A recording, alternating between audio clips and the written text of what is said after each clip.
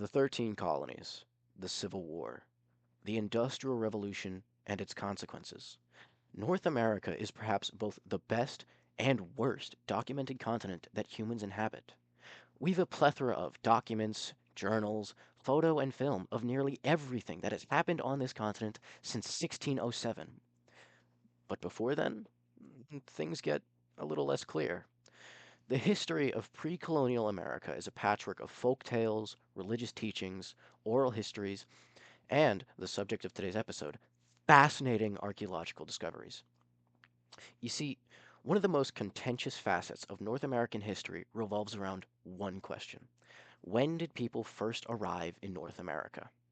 Today, we will be attempting to answer that very question while focusing on one dig site in particular, the Cerruti Mastodon kill site. I'm Hawk Tallman, And I'm Jacob McKenna, and this is Under the Dirt. and we are your hosts, the Fossil Fellas. Hawk, how you doing today? I'm doing pretty good, Jacob. How about you? I'm doing good. You ready to talk about you Um, ready to talk about a mastodon? Maybe, Maybe, maybe. All right, all right. Well, you know maybe. what? But What's but up? one thing I wanted to talk about first is if we're gonna be looking at this idea of when humans first showed up in North America, we should look at a bit of the history behind the modern theories first, right? Yeah, I was actually just gonna ask you to tell everyone about, you know, the beginning of all of this of human history, because with with the implications that this site might bring, it's really important to know what the current consensus is on when people got to North America, and furthermore, when they even left Africa or Eurasia for that matter. So tell them about it. Yeah. So the first thing we need to talk about is like when exactly. If we're gonna look at when humans first got into North America, we should look at when humans first got into Africa or left Africa, right? And shoot, I forgot the numbers. What were the numbers on that, Jacob? I think the current consensus, just by a quick Google search, because that's very reliable, is between 120 and 180,000 years before present. Off of AI overview. Yeah, off the Google AI overview. Uh, we'll find a reliable source I'm for joking. that. I'm joking. I'm joking.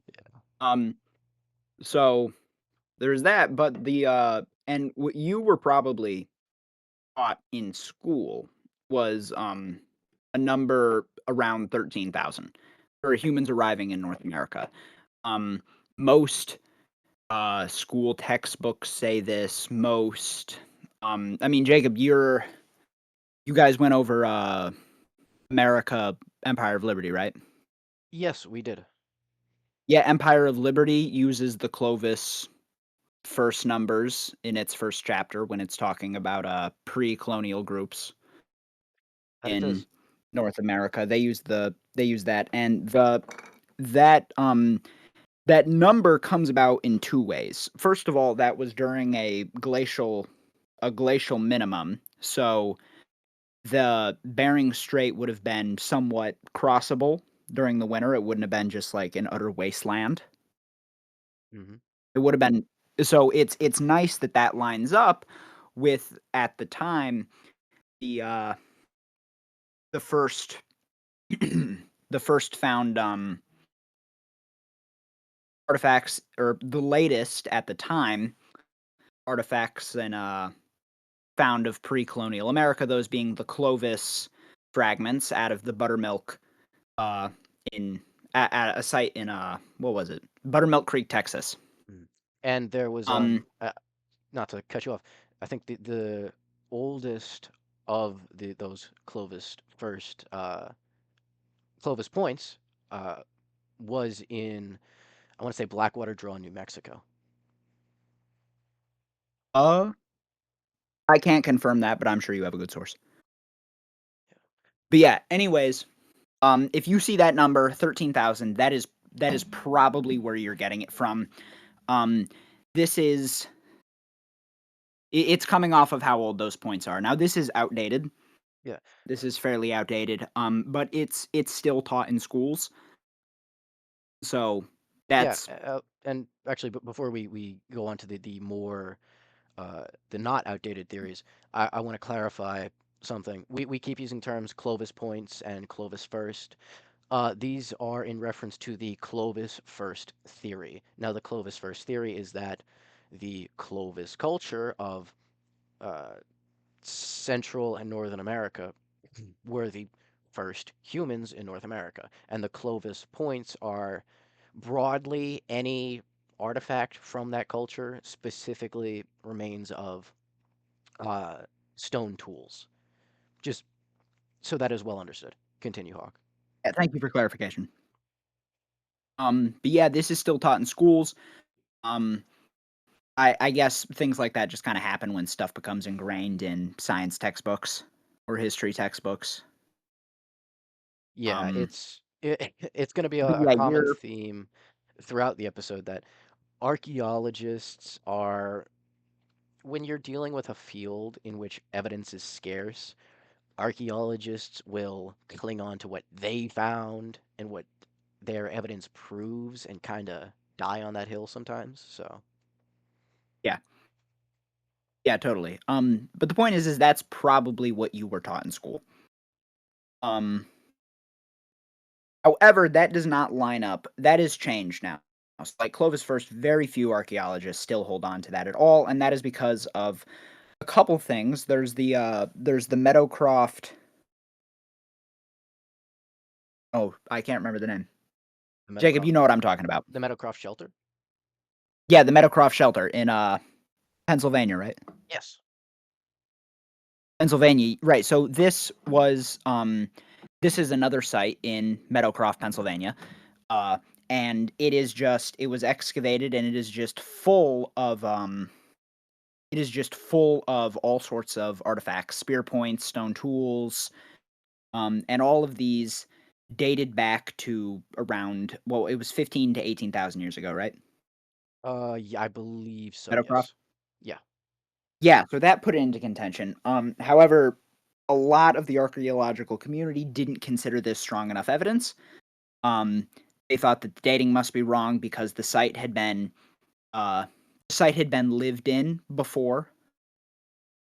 It was used as shelter by several different groups during the 1600s and the 1700s. So um, they had reason to suspect it was muddled, which is fair. However, currently the strongest evidence towards the date of humans in America pushes it to around um, 21,000 to 23,000 years ago, and that is the White Sands footprints in White Sands National Park, New Mexico. These are human footprints dated back. These are fossilized human footprints dated back to 21,000 to 23,000 years ago. So if we're just going off of concrete, this is what we can be sure of. It's it's the White Sands footprints. Yeah, and the way, if I might add, that those footprints were dated, because you can't necessarily date a footprint, is that in these footprints there were seed pods, very, very old seed pods, which Hmm. that is the natural material they use to carbon date the footprints, because obviously the seed pods would have been pressed into the ground when these two Native American individuals, an adult and a child, uh, walked through that dry, I believe it was a lake bed. This is true. Yeah. This is true. So that gets us to where we can confidently say humans were in North America at the earliest. Mhm. Uh, However, this brings us to a certain site discovered during road construction in San Diego. Yeah, that it does. Now, actually, before we get into the site that this episode revolves around, I do want to bring up the point that the White Sands footprint is the furthest the archaeological community at large will, has 100% proved to be true. However, um, when dealing with, human history, you have to account for the human element. Um, Archaeology, as a scientific field, deals in absolutes. They deal in hard evidence and what we can prove beyond a reasonable doubt.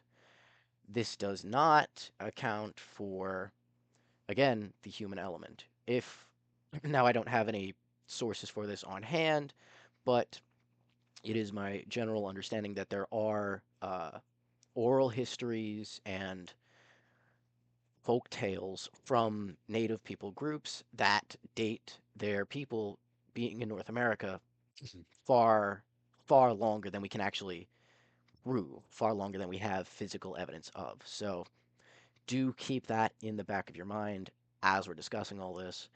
There is certain limitations when you are proving things, and that again has to be proved beyond a shadow of a doubt, um, and that again I'm not repeating myself, but doesn't always account for the human element of things. I didn't know that. You know, yeah, I I mean, didn't know that about the, I didn't know that about the Native American folklore. wait, there's a lot there. This is a little tangent. They actually, I believe, on it's on the northeast end. I'm forgetting which people group, but they have supposedly a oral history which contains a myth which foretold the coming of Europeans to North America. Now, whether that's just their oral history being told as a myth, or if they actually, foretold it, that's up for debate. But there's a lot of really interesting stuff that comes from Native American oral tradition. Anyways, Hmm. sidebar over. The Mm, Cerruti, maybe we can look into that on future episodes. maybe. That Okay. is, it's my Um, area of interest. So yeah, the Cerruti Mastodon site, as you most mentioned, special interest. yeah, it was. Let me pull up my document here. Was discovered in 1992 near San Diego, California, during the construction of State Route 54. Uh, Funnily enough, it was discovered the same way that the Windover bog bodies in Florida were, which is by accident by a backhoe operator during construction. Yeah, you'll find that as we continue the podcast, we'll find that a lot of archaeological and paleontological discoveries are made completely by accident, Yeah, right? By farmers, construction crews, people installing things. yeah. Or another. We keep not talking about Cerruti, but another example of this is the uh, peat uh, cluster, which held a spearhead, which was dug up by, actually not dug up, it was fished up by fishermen off the, I want to say the English coast, which led to the discovery of Doggerland, at what I'm going to call Europe's Atlantis. Just to build up the mystery around it, because we're going to talk about that on a later episode for sure. On God, for real.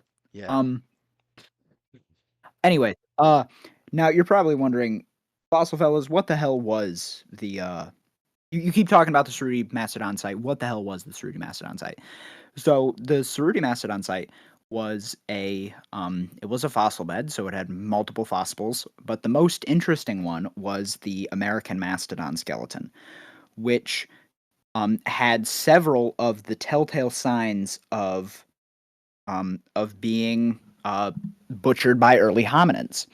Or not several, it had one of them. It would have appeared that the bones were cracked as if the hominin was picking up a rock and smashing into the bones, uh, using like a stone anvil and a rock to break them.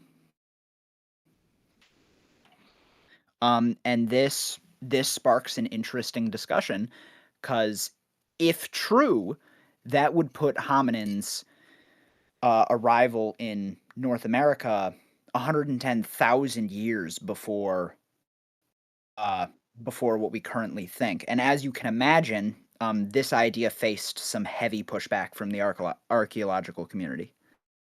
Yeah, no, tons. There are dozens of papers and response papers going back and forth on this very subject. But I want to go back to a few things Hawk just said. Uh, that number, 130,000 years before present, 110,000 years before the White Sands footprints. Where do we get that number from? Well, if you're at all familiar with archaeology or uh, science in general, you'll know about carbon dating. But carbon dating is only, I believe, can only go back about 50,000 years. So, how did we get this number of 130,000 years? Let me tell you. They dated the site using a method called U-dating. I believe it's the official name is uranium series disequilibrium dating. Essentially, Mhm. what this does is, or how this is done, is over a period of about 500,000 years or so, uranium will decay into, I believe it's thorium. And since we know, it's similar to carbon dating, since we know how long that takes, when we look at the ratio of thorium to uranium in any given sample, we can, you know, fairly accurately with, a few hundred thousand, not 100,000, a few hundred to a few thousand years of uncertainty, date a site.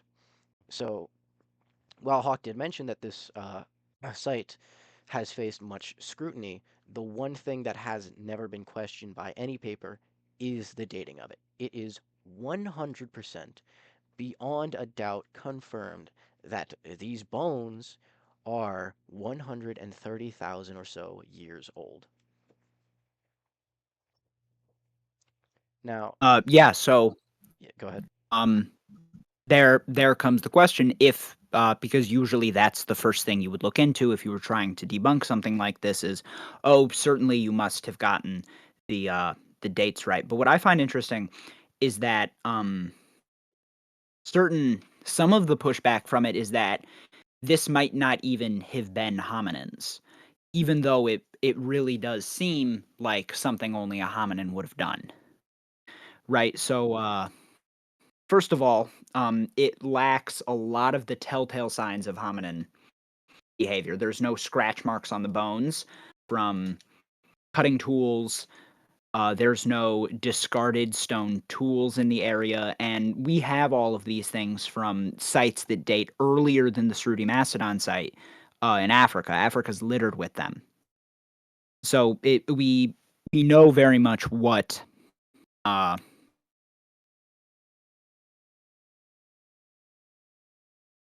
What a hominin kill site looks like. what a hominin kill site looks like, and a lot of scientists argue that archaeologists are arguing that you just simply don't see that here. Hmm. I don't remember. Oh shoot, I really should have written this down. I Well, don't have the name,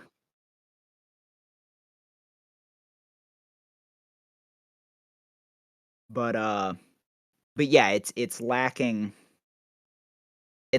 these telltale signs. mm.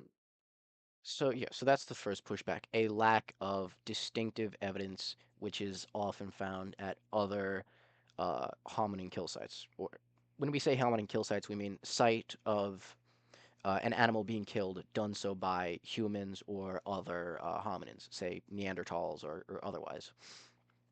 Um, but what evidence does the site have? Um, when we Hawk, I know I have a lot pulled up here, but is there any evidence the site does have that you want to talk about? Um, so one of the interesting aspects I remembered was the arrangement of the bones would be very odd. It wouldn't occur naturally. Oh yeah, Um, there it was. wouldn't occur naturally. Yeah, so Uh, let me actually so let me talk about that for a second, if you don't mind. bro's gonna talk. Yeah. So the Okay, okay, faunal okay. assemblage, as Hawk described earlier, the mastodon bones were found within a faunal assemblage. A faunal assemblage being an assemblage of uh, you know, remains of animals or other living things, plants, etc. What was and within the faunal assemblage that these disarticulated mastodon bones were found was the remains of a dire wolf, an extinct ice age horse. and I think one other species. It was a camel. It was a camel. All right, thank you. It was a camel, and that's an interesting point, and I'd like to add this onto my point because I know what I think about it. I don't know what you think about it, but none of these skeletons show any sign of hominin butchery. Mm, this is true. None of the other bones had markings that the mastodon bones had. This is true. Ho- However, now that I'm thinking about this, that could be used the other way around to say that perhaps it does show more likelihood because then why would only the mastodon have these what was the word they used, cobbles, Yeah, areas where the bone was struck? Yeah, why, if it was natural phenomenon, why would only this have only happened to the mastodon and not the other animals? yeah, that's a good point. Now, before Um before we get into that, because that's veering towards the actual discussion, let's finish describing the site because we've looked over. Hawk and I have talked about this a lot off the podcast, so we're kind of skipping over a few things. So I'm gonna go back and throw in a few, throw some data at you. So when the faunal assemblage was found, again, the faunal assemblage being the pile of bones, essentially, it was found within a silt layer. Um, a silt layer being a layer of sand and silt and very fine natural material. Notably, this silt layer was undisturbed. Um, it had not, there was no evidence to suggest it had been disturbed or touched in any way prior to its discovery in 1992. On the site, there were found there was four types of physical evidence on both the bones and the cobbles at the site. As Hawk mentioned, within the faunal assemblage, there were large cobbles or stones which had markings on them. So on the bones and the cobbles, there was four different types of flaking or fractures or other signs of impact. On the bones of the mastodon, there were spiral fractures. This is when a bone breaks by being twisted. It's the most common type of breakage. It's admittedly, it's very common to happen naturally. If you, say, have ever broken a leg or you know someone who has, they most likely had a spiral fracture. Now, the more interesting piece of evidence from the bones was cone flakes.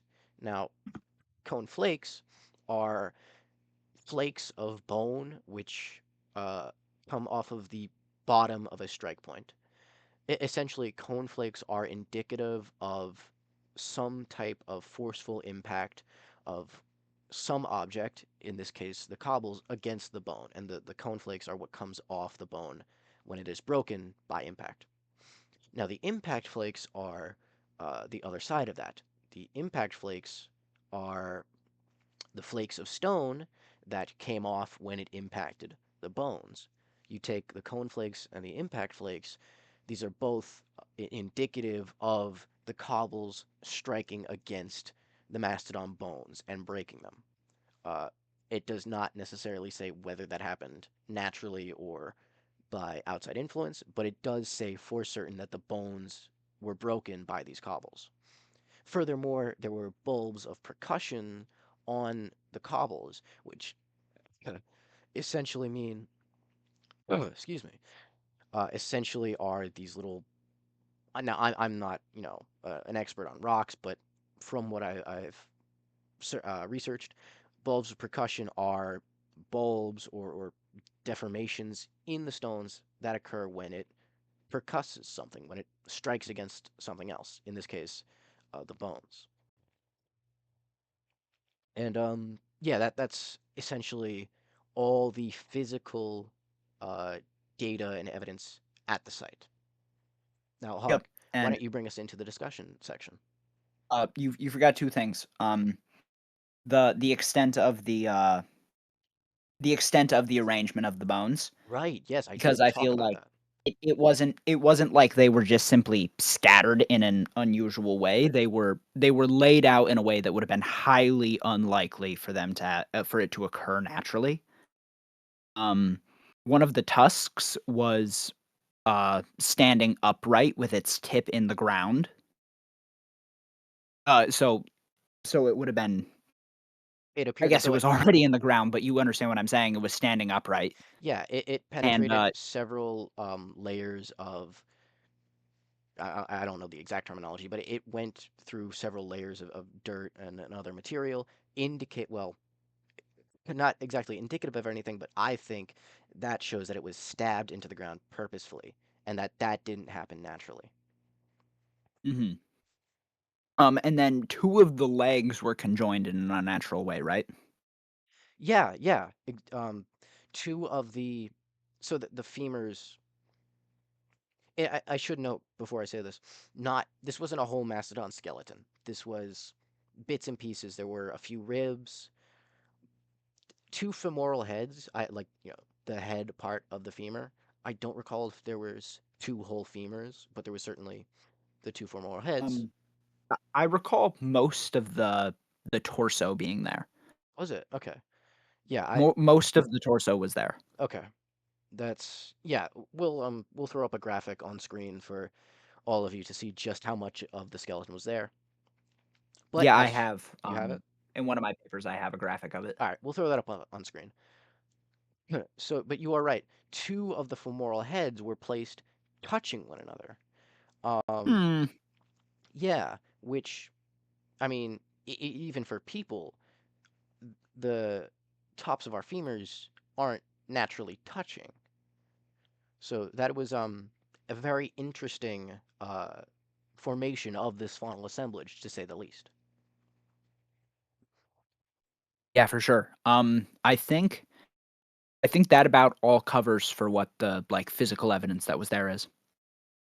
Yeah, Um, there is one more piece that I'm gonna bring up later.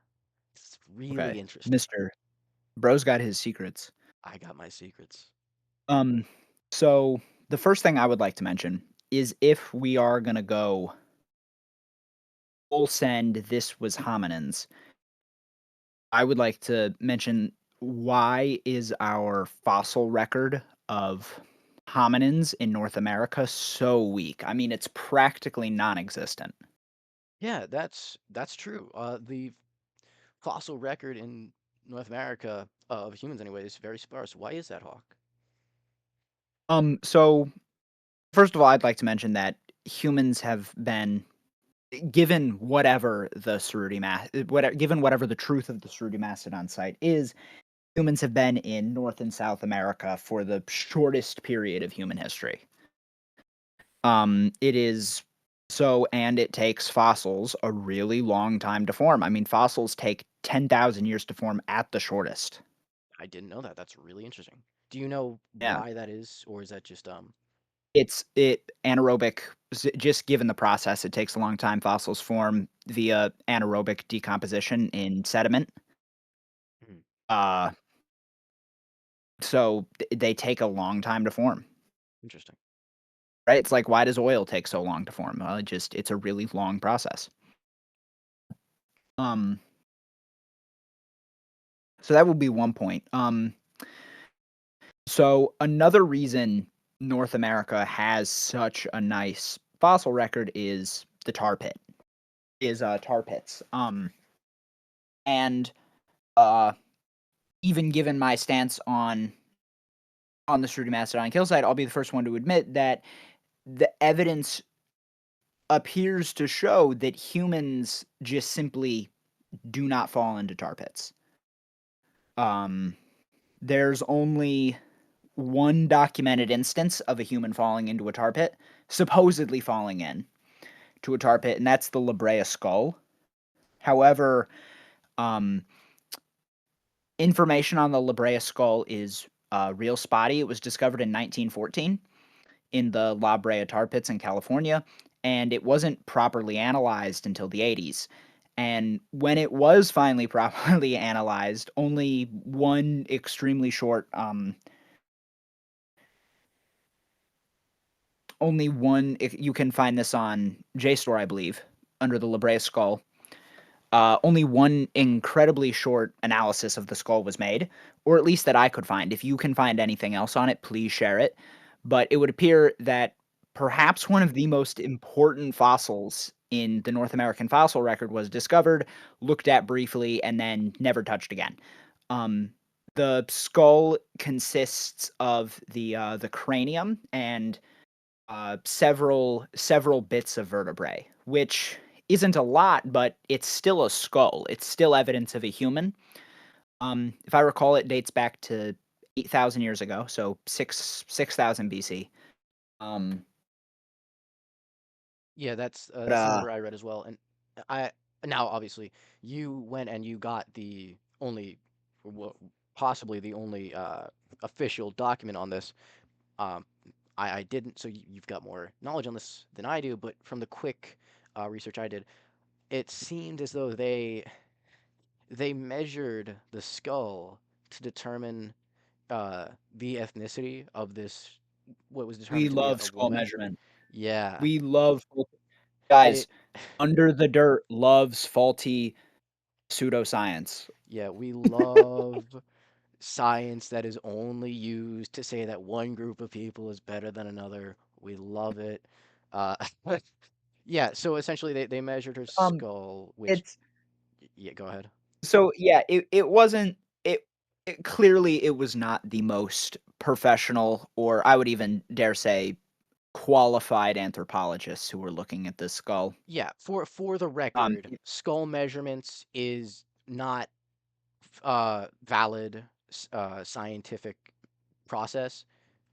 Uh, any person for like in our time or in the past who uses skull measurements should for the most part be discredited. It was racist science. Like I said, it was used to say that certain groups of people were better than the other. Anyway, we're getting sidetracked. Yeah, That if you see skull measurement out there, ignore it. yeah, Ridicule it. yes. All this to say that the only human remains. Now, correct me if I'm wrong. Is it ever found in a tar pit or ever found in a tar pit in North America? Ever found in a tar pit in North America. Yeah. But, I couldn't find anything on human remains. But, I mean, of course, there's bog bodies. I don't know if you wanna compare those 2 tar pits. Bog bodies usually happen posthumously, which Right, that was another thing I wanted to talk about the La Brea skull is, now there is the possibility of, tar pit erosion, and this especially happens in, fossils that are pulled out of the La Brea tar pits, but, tar pits are rough on bones. So if you look at bones that are taken out of tar pits, you'll see a process that's actually pretty similar to sea glass. They're very eroded. I remember in the description of the La Brea skull, they compared it, to parts of all sides of the skull being put to a grindstone. hmm, Um, this, but an interesting thing to be noted is that only her head was found with other, like, possibly vertebrae bits, and her skull was fractured. So yeah, this is another possibility of, oh, you could point to this as, oh, you see hominins humans would a hominin would fall into a tar pit, but I think if perhaps more research was put into this, there could be a claim that this was posthumanously. yeah, like this was that meaning she was thrown in the pit after death, or at least when she was very close to being dead. Now, drawing us back to the main point of this episode, the La Brea woman being the only person in North America found in a tar pit is important. Why, Hawk? You were saying something about the scarcity of the fossil record? Yeah, if you wanna make the claim that there were humans in North America as far back as, uh, what would that be, 28,000 years ago, or 128,000 years ago, um, you better have more evidence than simply one one dig site. If I remember correctly, it was even uh Demare, I think, is the quote you're looking for. yeah, Thomas Demare, one of the lead archaeologists at the dig, even he said in response to a lot of the controversy, um, one site does not a paradigm make. And he also encouraged people to take this as an opportunity to go out and look for more dig sites of similar ages. Hmm. So even the people who worked on the dig are admitting that this can't be used as like concrete evidence of humanity, or at least because there's the other question we want to bring up. If this was hominins, was it humans? Mm, that's a good question. That's and given the age, I would say that if we are going to say this one was hominins, I would say probably not. Probably not humans. Probably not humans. I remember one of the papers. We will post a link to all the sources. We'll post the just so we're not you don't think we're just like pulling shit out of our ass. Uh, Yeah, we're not we will. we're not archaeologists or officially anyway, or anthropologists, but we're not liars for the most part. We're not liars. We have sources. Everything we are saying comes off of the is cited in the San Diego Natural History Museum's article on the Cerruti Mastodon site. We will put that in the description of the YouTube video so you can go look at all of these sources yourself. Um, but yeah, we are not liars. Yeah. Where were we? Where Uh, was I? you were saying you pulled up the Demare quote. We were How? talking about how, yeah. So I think it's most likely that if we were to say this was hominins, this certainly wasn't humans, which might draw up even more questions of uh, if there were even more hominins, we'd probably have something else in the fossil record. Hmm. Why is that probably? Well, if there's more hominins, you're simply more likely to get if there's more hominins uh in an area for longer, you are more likely to get more fossil evidence of them. Hmm. That's true. It's true. So, all right, we've laid out the evidence. We've given a background on archaeology in North America briefly. Let's let's get a little controversial. What do we think about the Cerruti Mastodon site? Hawk, why don't Um, you? I'll go first. Yeah, you I'll go go first. first. I'm not gonna let you have you let me go first. I'm just gonna go first. All right. All right. uh, so one thing that I think it's important to notice is the oh shoot, what's the word? Sorry, my bad. The the spiral fracture. Mm. Um, and the sediment that the mastodon was found in. It was found in an ancient riverbed with a spiral fracture. To me, that I want to say that. So, first of all, I'd like to say that like my overall opinion is that this is a tricky site, and I would say it's probably inconclusive, and you shouldn't make any hard opinions about it until further evidence comes out. But to me, it sounds like the mastodon probably broke its leg because, first of all, how would hominins have caused a spiral fracture a uh, on a bone? You don't think a hominin could just take a mastodon femur and you know twist it till it breaks? No, I don't. You don't think there were hominid power if lifters? if I was there, if I was there, it would have happened. If But Hawk was there, he could have done it. Were you there? I could have been. He could have been. We don't know. We don't have any evidence to prove it. I could have been there. But but yeah. Hominins aren't causing spiral fractures on femurs. Just like just grabbing it, like wringing it out. It sounds like the mastodon. What is the most common cause of spiral fractures? Broken legs. It sounds like the mastodon probably broke its leg and fell in the river. And as rivers carry things, it carried rocks, which, um, as even if you look into other papers about, there was this one paper. It was about they were doing this modern day experiment. They were hitting, but they were hitting bones with rocks. Essentially, that makes it sound a little crude, but that's essentially what they were doing to see um Was if modern this day hominins, us, are smacking uh pachyderm bones with rocks, will it create a similar outcome? Um, Now, unfortunately, there aren't enough mammoth bones to get super conclusive evidence on this, but uh, now I will say that this did result in similar. Uh, was this the Holland et al. Response paper?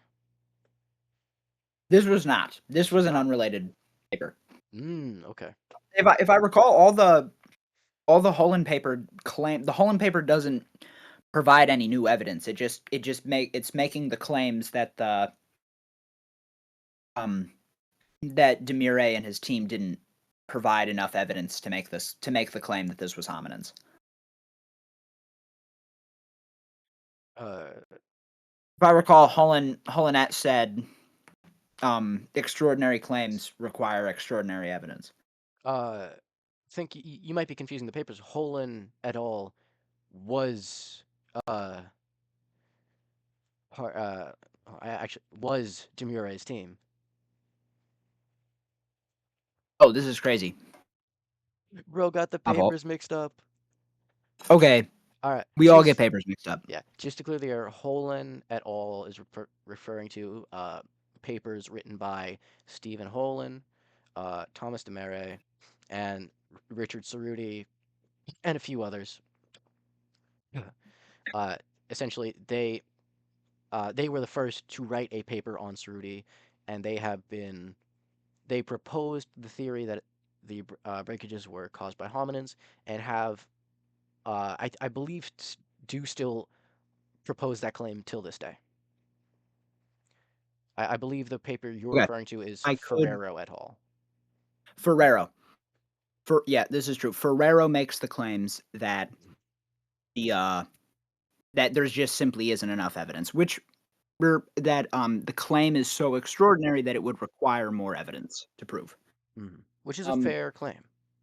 which is but it makes me wonder a little bit. Is like perhaps had the claim not been quite as extraordinary, like say, just giving a hypothetical, say all this site did was push the date back like by 10,000 years.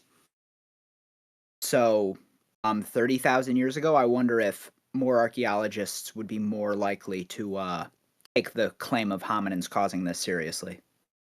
I think there wouldn't be so many people so staunch on saying it wasn't possible, Mhm. but I think the same problems still arise. Honestly, I would say 30,000 years ago would provide more problems than the 130,000 year ago claim. Was that? Because 30,000 years ago, if I if I remember correctly, we were in a glacial maxim. Mm. It wouldn't have been possible for people to cross through the ice-free corridor or alternatively along the Kelp Highway via the Bering Strait. It would have been an ice sheet. So if those bones were 30,000 years ago, you would then still have to ask, how did they get over there? Which, for reasons I'll bring up in a minute, would be harder to do than if the explanation is they came over 130,000 years ago. Mm. So, okay, so Hawk, I get what you're saying. Do we wait, hold, do we know what the state of the glaciers was 130,000 years ago? Can we pull this up? Uh, Chat, can someone pull this up? we Here, can. wait, I think wait, I hold know up. we have a history Hold of up. it. I'll pull it up. Wait a Yeah, pull second. it up.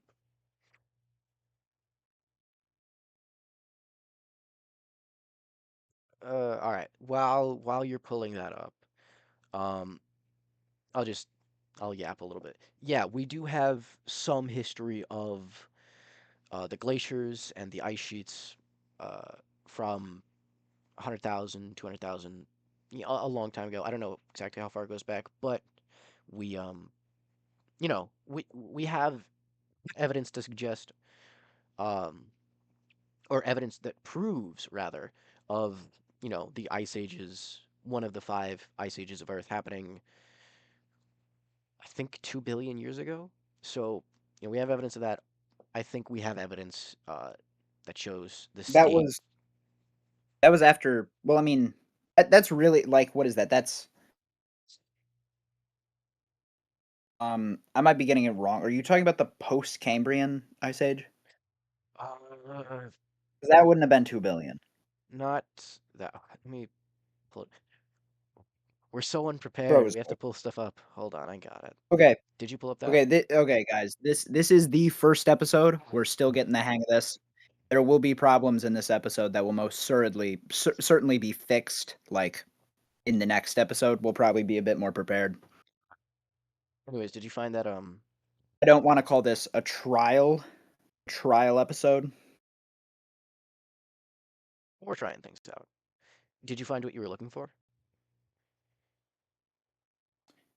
Uh, I'm only getting on the most recent. Hmm. Well, it's not too important. Let's go back It's to not too important.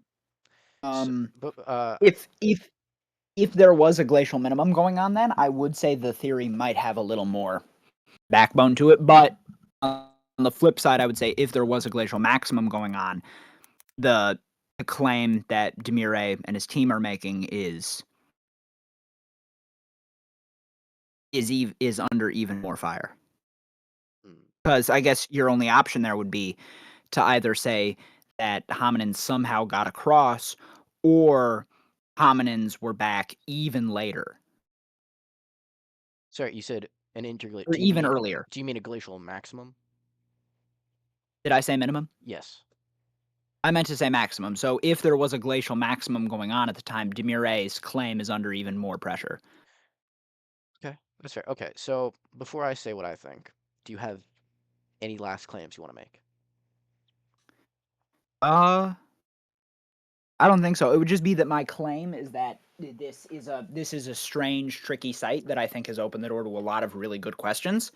But we should wait for there to be a bit more evidence before we make a certain, like a specific claim. Okay. Either So way, and I guess you can kind of see that as like the cowardly position to take. But I think in this instance, it's the most academically he honest. Hawk took the agnostic answer. I don't know, guys. It could be either or, For chance, for chance. No, that's a respectable and that's a scientific answer. I can respect that.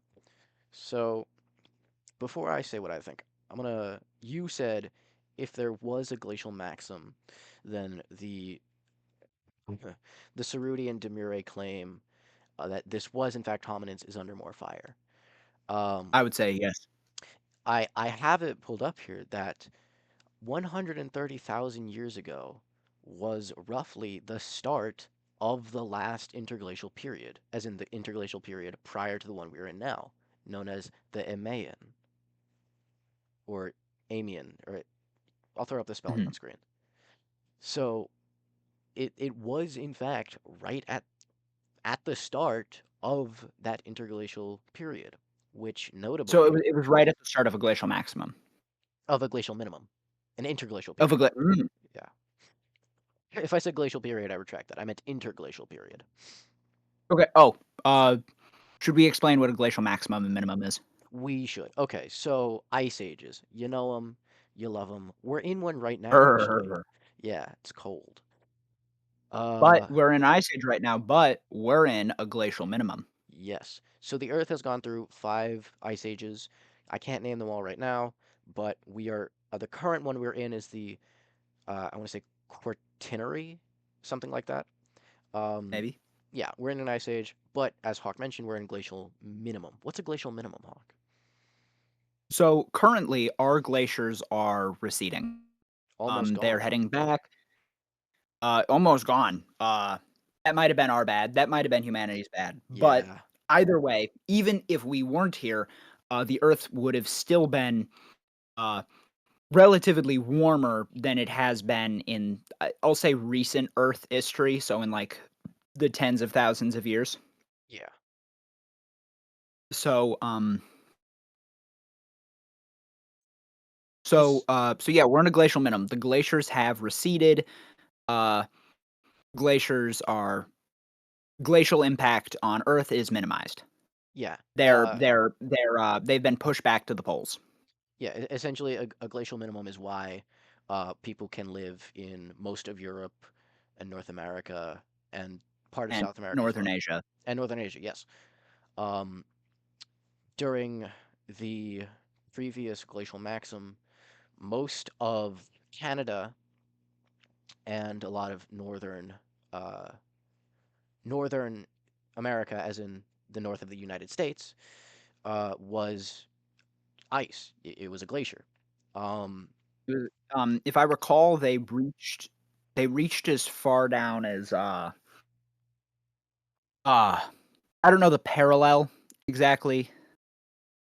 I don't know the what's it called, the latitude they got pretty far, that right? they re- they I know central Illinois for Okay. reference. If you at the end of the last glacial maximum, that is how far down the glaciers were extended. Yeah. Now this isn't to So say, yeah, most of North America would have been unlivable, and you can imagine if you're making the claim that that's when hominins showed up in North America, it can be kind of laughable because then you have to explain how hominins traveled first of all the way across the glacier. So they would have had to gone up the glacier from either like Central Asia or somewhere in Africa, across the glacier and then back down. hmm. Now again, this isn't to say a glacial maximum isn't full on snowball Earth. It's not snow everywhere. Again, places like around the equator, essentially Africa, and the Fertile Crescent, those are still livable for the most part. Those are livable. It would have like those areas would have still had summer. Yep, It wasn't snowball Earth. yeah, but anyways, uh, interglacial period is what we're in right now. The last one was yeah, okay. So we've defined an interglacial period and an ice age. Why are these important? These are important because uh, the last interglacial period, when the glaciers receded, was the Eemian, which started about 130,000 years ago. And it should be noted, it was much warmer on average than our current interglacial period, at least for the time being, until the sins of our actions and industrialization catch up to us, and everything burns. That's Our neither here fault. nor there. Yeah, our bad guys. Um, it was yeah. It's all Hawk's fault.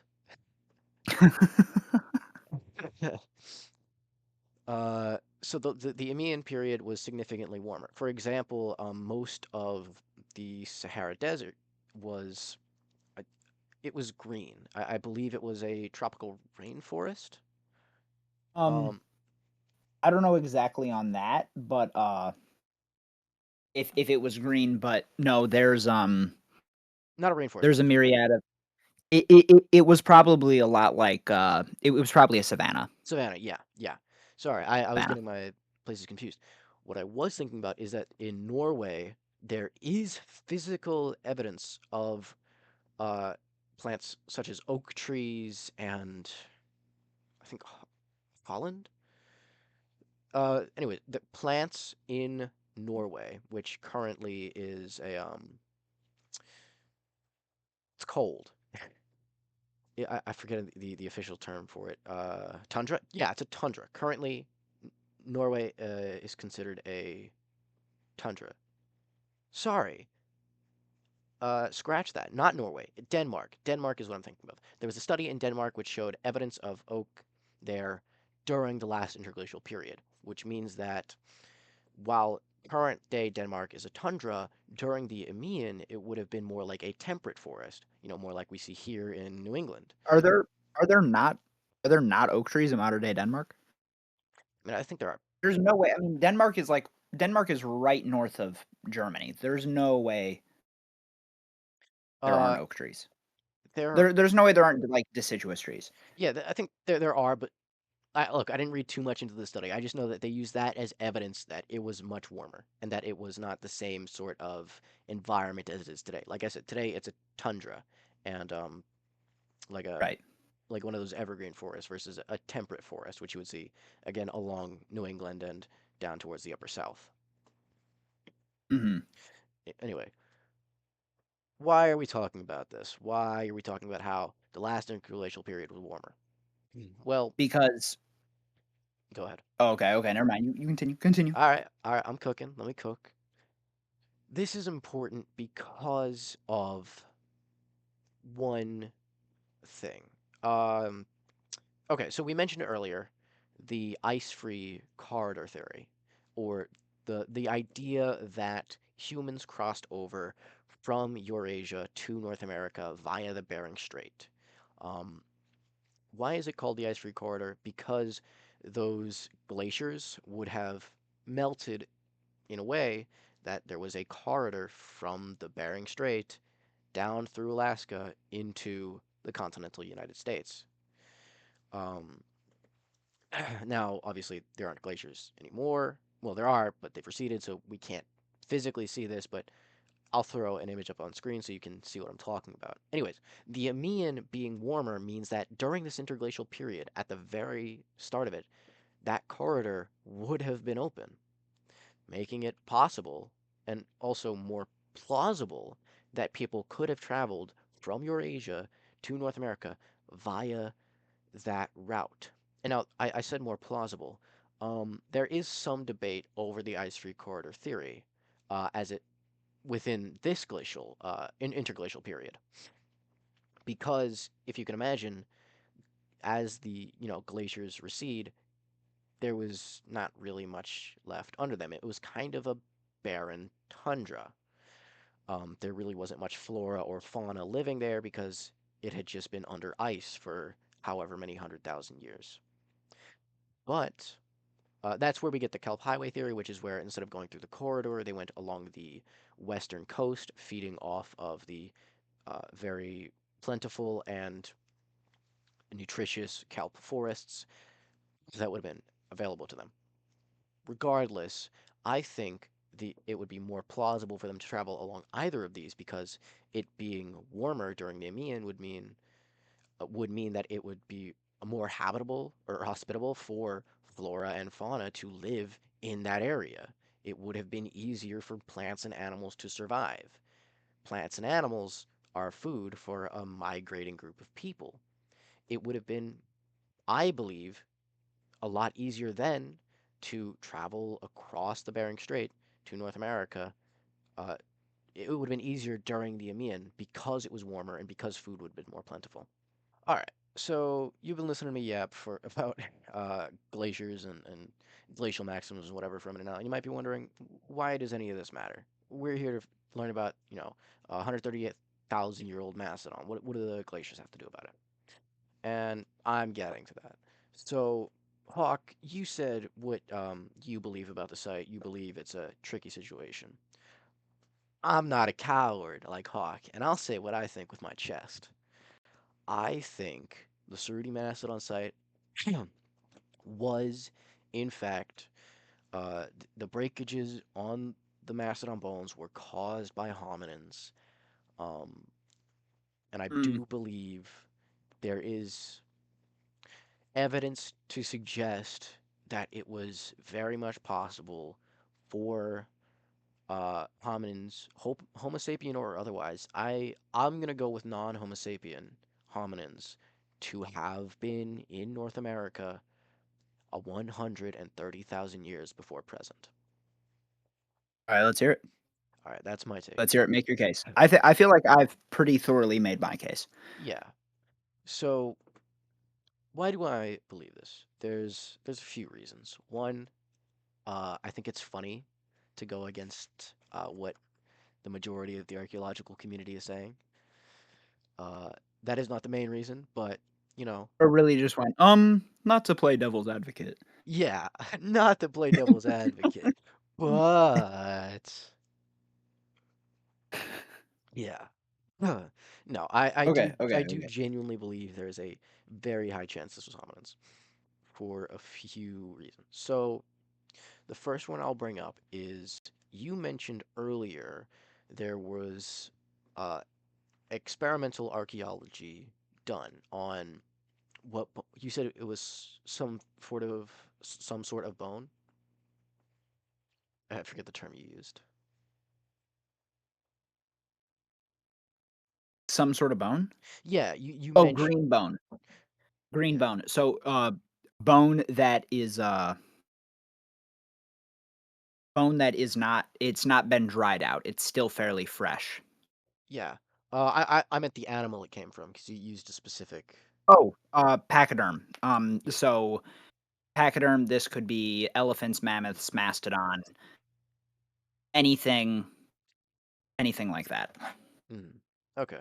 Yeah, and for me, I think I will bring it up that the Holland et al. Paper cites experimental archaeology done by people researching the Cerruti site, who, when using similar sized stones on elephant bones, were able to replicate the breakages found at the Cerruti site pretty, like, not exactly, because you can never replicate a break exactly, but very, very closely.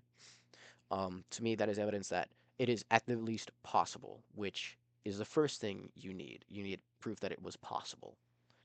Um, Mhm, Secondly, the state in which the bones were found.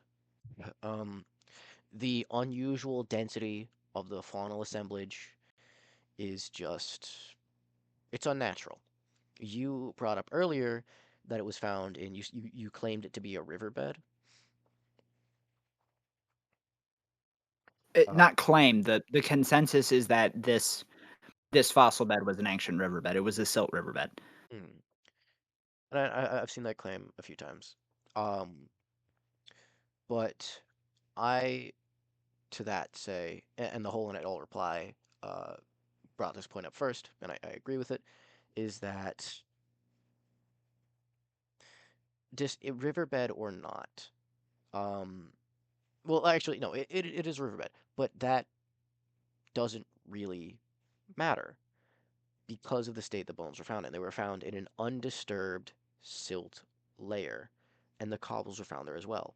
A flow of water that is moving with force to deposit silt, but not move the bones, specifically Mhm, the teeth, um, would not have had the strength to move those cobbles or otherwise affect the site in any meaningful way. Um, so I say it doesn't really matter that it was a riverbed because if it did, we wouldn't have the site at all. If there was water, if the water was moving fast enough to affect it at all, the bones would have been scattered along miles of this riverbed. The fact that they're mhm, so dense and that the cobbles are there with them means that all of these were deposited at the same time in the same place before the silt layer built up around them. mm. Interesting. Uh, And again, a notably undisturbed silt layer. however, that doesn't fit my worldview, so I will choose to ignore it. This is fair. Uh, Um, the okay, okay. Alright. Um, yeah, Jacob, you bring up a really good point. Um, that is a good point. Yeah, you could also put that on to the other skeletons. Why weren't the other skeletons disturbed in this manner? exactly.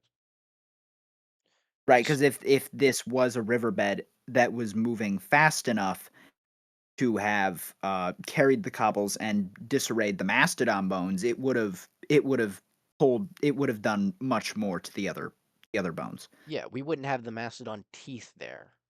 Um, This is true. Okay, so I think you're right. It was unfair of me to suggest that the breakages could have happened to the natural via the, natural processes of the river. this is true. Now, in your defense, you could claim that it was broken prior to falling into that place, and you know, Right. I mean, I think the mastodon died prior to that. I think the, what's it called? The spiral fracture suggests that the mastodon was not killed by the hominins. mm, Additionally, it shows there, as previously mentioned, there's no other sign of hominin activity that is found in much earlier dating African sites. There's no cuts on the bone. That's usually the telltale sign. There's no evidence of any other stone tools other than the cobbles. mm, that's fair. All right, but let me continue on. Um, so there was one bit of evidence that I alluded to earlier that I have left out.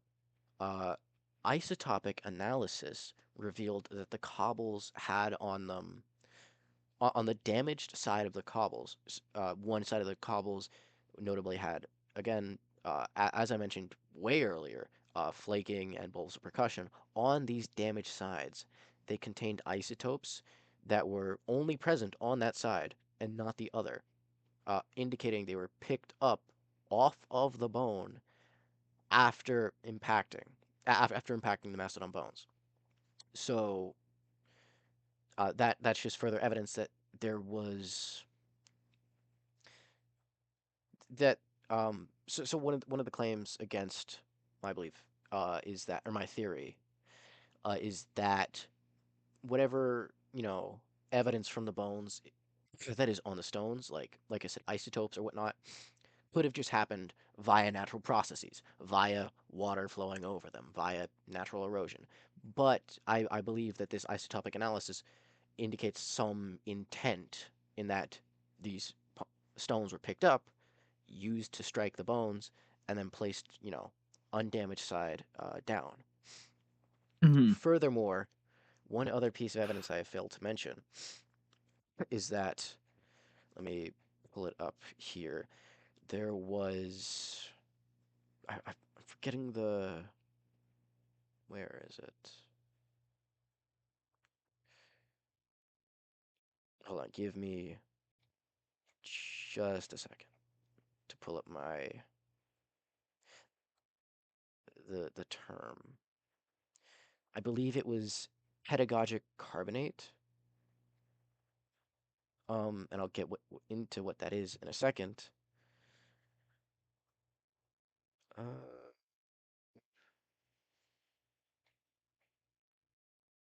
Hawk, do you know what?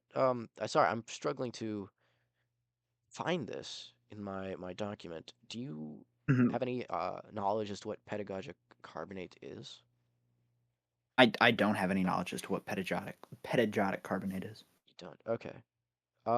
Good. That means I get to talk about it if I can find it.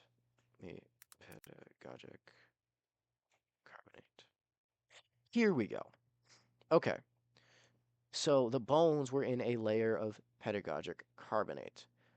Pedagogic carbonate is a very fragile carbonate is a very fragile material that forms over time, and is very prone to you know uh, disturbances. It's very fragile. Um, Now the bones and the cobbles being covered in this same layer means they were placed there at exactly the same time and left undisturbed until they were uncovered. Now, all of this evidence I've just mentioned proves to me beyond reasonable doubt that any natural processes could have brought this collection of stones and cobbles together in the way that they are Mhm. found. Furthermore, I may have already mentioned this, but the dense nature of the site is just unnatural. like I said, a river wouldn't have moved the bones like that. The femoral heads wouldn't be sat touching each other. Um, Something Mhm. intelligent placed these bones in this manner. It a mastodon doesn't just fall and die and have its femoral heads both broken off and placed touching each other. That This just is true. doesn't happen. Yeah, so given the evidence, I believe that this was some sort of butchery site. That there Mhm. are hammer and How anvils. Go ahead. then I would ask, how do you explain no how would you explain the fact that the other there's no other signs of butchery, and none of the other animals found in the site show any unnatural signs? This is true. My answer to that is why would they? If you have, Well if you are an early hominin and you have presumably a mastodon corpse, uh, mhm, and you, as well as a dire wolf and a horse corpse, which of those, say you're in a pinch for whatever reason, you have to choose one, you're mhm, choosing the mastodon. I believe the breakages were an attempt at extracting marrow from the bones for either consumption or some other purpose.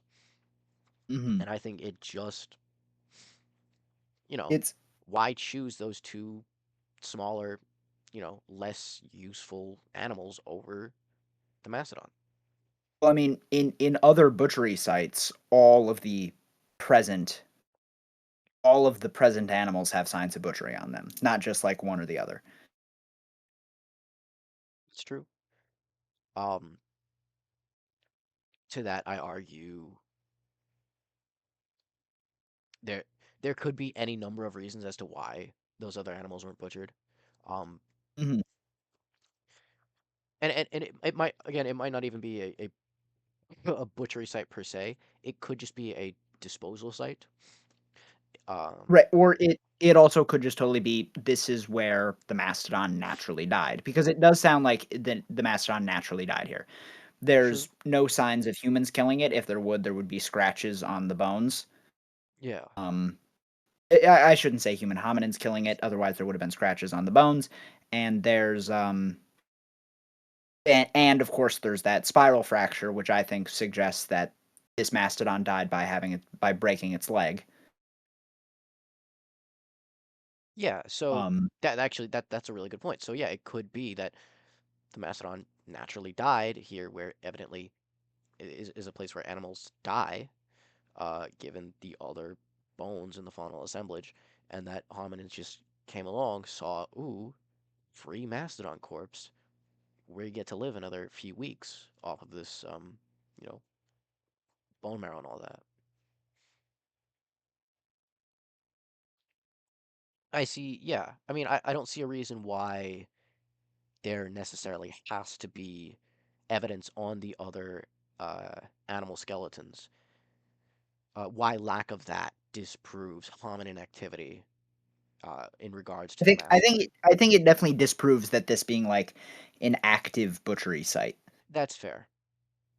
I mean, if we are, I would say it definitely disproves that. That's fair. It being an active butchery site, yes, that's fair. Um, If so, I would say if you are to make the claim that this was hominins, it would have to be a much more they were on the move. They found this. Maybe even they just found the skeleton. You know what I'm saying? Mhm. And they just found skeletons, and the mastodon was the only one that was worthwhile to meddle with. Yeah, that's yeah. Basically, that's what I'm claiming. Okay. Because I mean, these would have been hunter-gatherer peoples. They would have been. I mean, we're not even sure if it was a large people group. It could have been. It could have been just one guy saw that. Oh, there's land this way, crossed and just kept going into North America. Mhm. We say hominins plural, but it very well could have just been one person.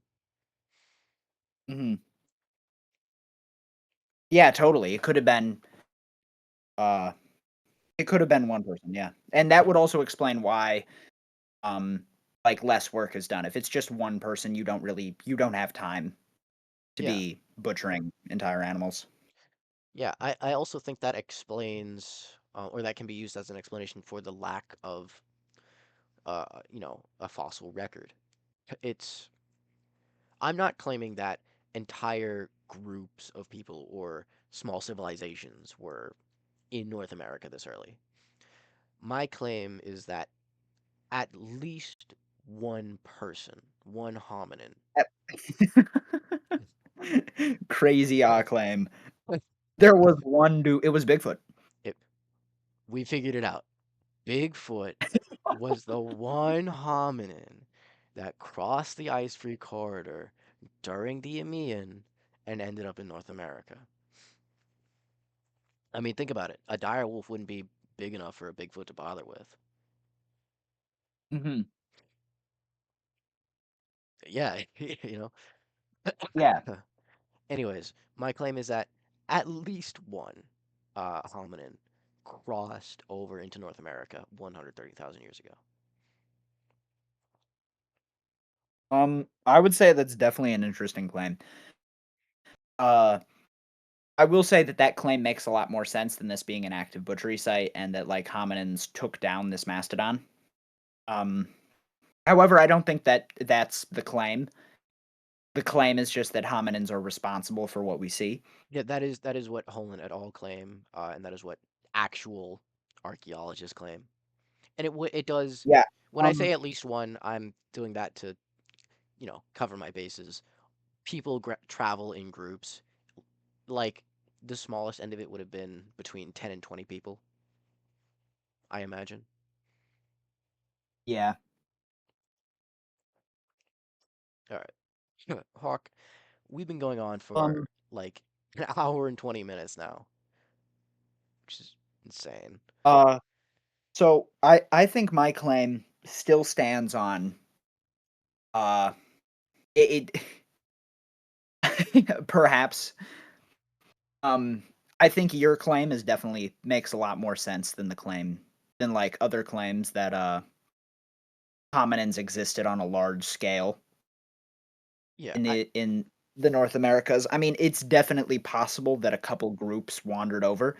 But I would still stick to the claim that like we should probably look for some more sites that are in this age range and see what's going on before we start to make any like real serious claims. absolutely, absolutely. And of course, we here at Under the Dirt, we the Fossil Fellows never make any serious claims.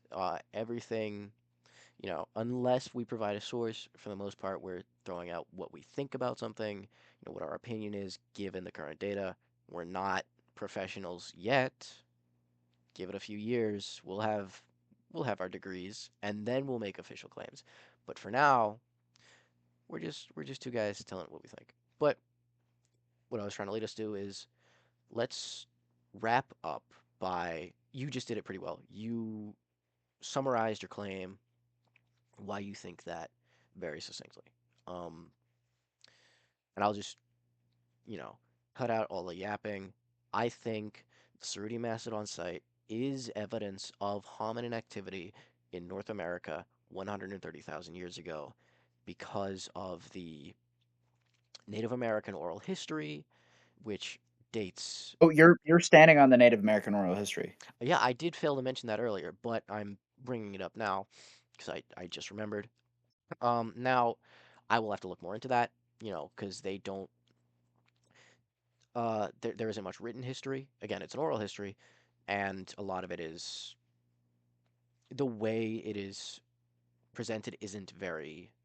Um, it's not written as a history per se, but it's a history Mhm. of the people. So there aren't like given dates, but they'll give time frames of like, oh, in the times of our forefathers, and then you have to. There's a lot you have to extrapolate to actually get dates, but given the Native American oral history, which dates the people groups here back much farther than we can actually scientifically prove. given the nature of the faunal assemblage, of the location of the bones, given the data that proves that the cobbles, which couldn't have been placed there naturally, might I add, um, again, the isotopic evidence, they could not have been placed there naturally by any river or whatever. Them being placed there at the exact same time as the bones, the way the breakages were recreated by modern humans on elephant bones, I think it all adds up to paint a picture of. Excuse me. Grab some water real quick.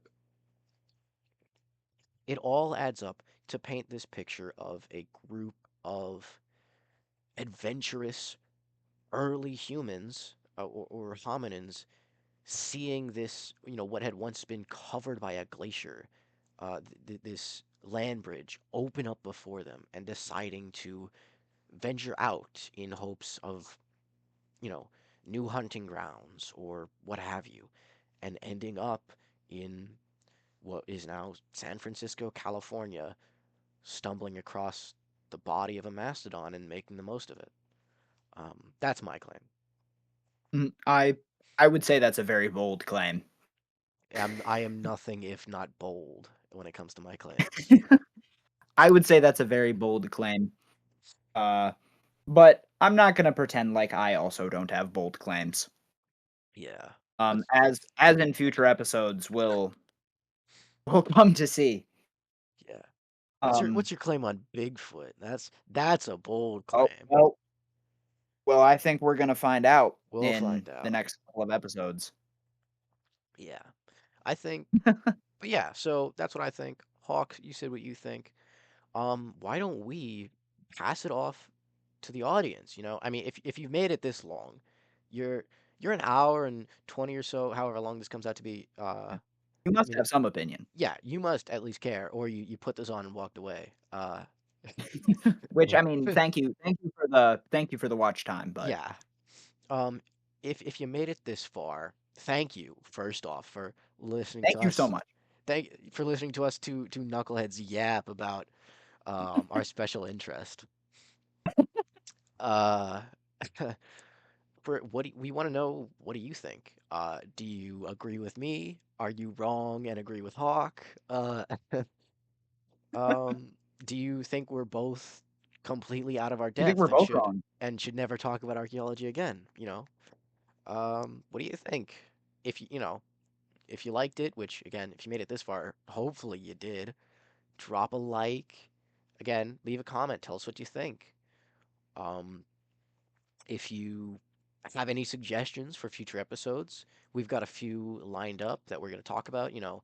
Hawk, are we going to do an episode on the La Brea woman, or is there not enough there? Um, eh, we could. I feel like we could do an episode on the La Brea tar pits as a whole, but I mean, everything there is to say about the La Brea woman, I feel like we said here. But Yeah. I mean, we could definitely do a tar pit video, and I don't think that's not in our lineup of videos, but I mean, like, it is possible. But yeah, this archaeology, paleontology, anthropology, um, limitless potential for videos and videos that we might not have even thought to make. So if you want to see something specific that falls into those categories, definitely let us know. Yeah, and actually, Hawk, I know you had a list of episodes we are going to make, so I don't remember it off the top, but why don't you throw those out just so the people can know what they're going to look forward to? Uh yeah, so some of the things that you can look forward to are videos um concerning Bigfoot, Doggerland, the Green Sahara, the pyramids, the Lions of Savo, um possible alien sightings, um and yeah, that's about what we have right now, but I mean that list could totally expand. Yeah, again, if you have any dig sites you want us to look into, or whatever, just let us know. With that all being said, uh, Um We are the Think Fossil Fellas, this is Under the Dirt, and thank and you for watching. we'll catch you next time. Yeah, again, remember to like if you liked it, comment if you got any thoughts, and subscribe if you want to see more from us. We're gonna try and put out an episode about once a month, so if make sure you have your notifications turned on so that you don't forget about us in that month in between. Um, and Which honestly would be a pretty easy thing to do. yeah, we're not gonna claim to be the most memorable podcast. We're two white guys with a podcast. We're not that unique, but But yeah. that about wraps it up. We'll catch you next time. Thanks for watching.